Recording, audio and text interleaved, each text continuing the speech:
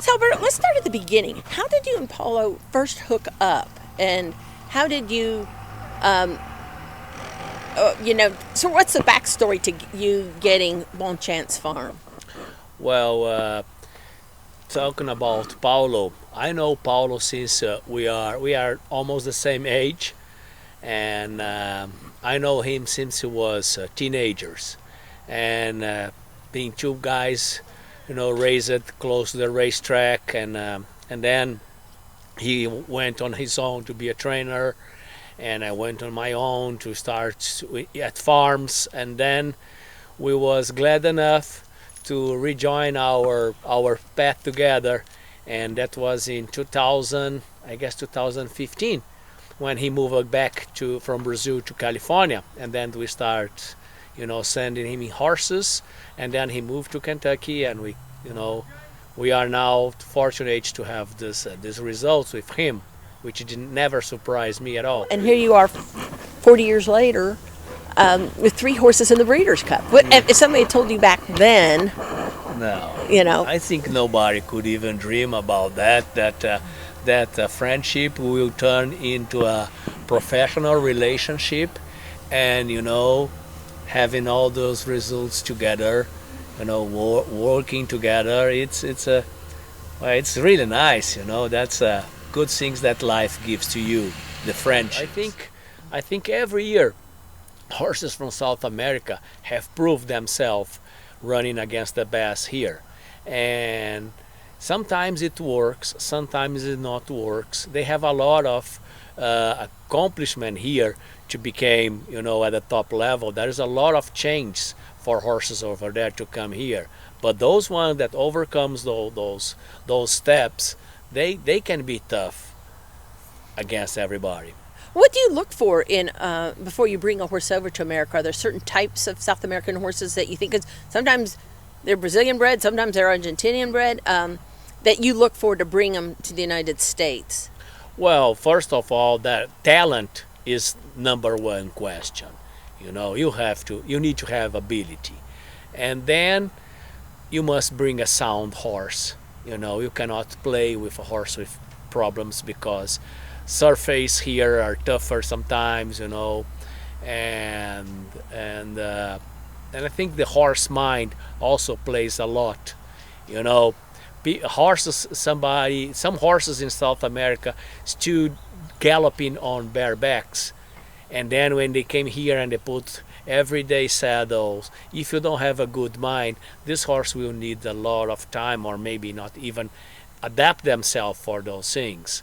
And also the burst of speed, that kick, if they have it, that helps a lot, because they are used to race on long stretches, and when they move here for this 2 furlong stretch maximum, you need to be prepared for fire as soon as they turn for home. Over there you have stretch with almost 3 furlongs, 3.5 furlongs. In fact, it was either you or Paulo that was saying that Kentucky Downs brought that up about the stretch, and Kentucky Downs has, if not the longest stretch, one of the longest stretches in America, so it's kind of like right up their alley. Yeah, well, that's one of the reasons, especially for Imperado, that he shows that how good he is when he won the race over there, and we knew it, that long stretch will help him a lot, So yeah, I think that Kentucky Downs helps a lot, and also they put our horses really fit after that race. That helps. Helped last year, Ivar. He ran the mile over there, and after that he won the Shadwell Mile, and we'll repeat this year again with In Love. So well, we are very lucky in Kentucky Downs. Yeah. I'm love to come back next year. They are not the horse that need a lot of time to get in gears. So I think that it will be solid paces over there. There are no slow races at the Breeders' Cup, especially in Del Mar. Very fast track, and well, we are very positive the way the horses are doing here in the mornings. So yeah, we're expecting good things over there. Yeah, talk about Ivar a little bit. He's only run twice this year, right? He won Derby. He ran Derby Day at Churchill Churchill? Downs, and then ran at Keeneland and finished fourth off that layoff. Why was the time off? Well, he ran in Churchill, and after the race, he had a small setback, nothing serious, but we need to give him a little time. We gave him, but then when we start the schedule for the horse, he never missed a beat after June. So we knew that he will coming from the layoff. We knew that he will not be at the top at the Keeneland Mile, and that was not the purpose. The purpose was having that race as a stepstone for him for the Breeders' Cup. And glad that everything works well. He should finish second that day. You know, he has a small bumps on the stretch, and I think that cost him the second place. But the horse can turn out excellent, come back good, perfect, and well, we are very hopeful for the Breeders' Cup. Well, how cool you won the race anyways with In Love. So who's better? Since you own them both, we can ask you that question between In Love and Ivar. You know, it's very difficult to compare horses. You know, and I cannot judge them by the only race they raced together, because that day In Love was at his peak, was at his best, and Ivar was coming back, and even that he ran pretty good. You know, I even Ivar not being bumped, I think he will never beat In Love that day. But that not mean that I think he is best than Ivar. I think that day nobody could beat In Love, especially Ivar come from a layoff. So I'm excited. I you know, it's very hard when you are at that level. Who is the best horse? Last year, Ivar finished fourth, the best finish for a U.S.-based horse in the Breeders' Cup Mile. It's a bit different course. The Europeans might have liked the cut in at Keeneland. They're going to get a different course at Del Mar. Yeah, absolutely. Yeah, you know, Del Mar, it will be I think it will favor a little bit for Ivar and also for In Love. Last year, the Breeders' Cup, it was not that torrid pace. You know, there was nothing. Well, nobody, I think, no horse made a move on the stretch. You know, the three horses from the Ireland's Connections was ahead of us, and we could never beat.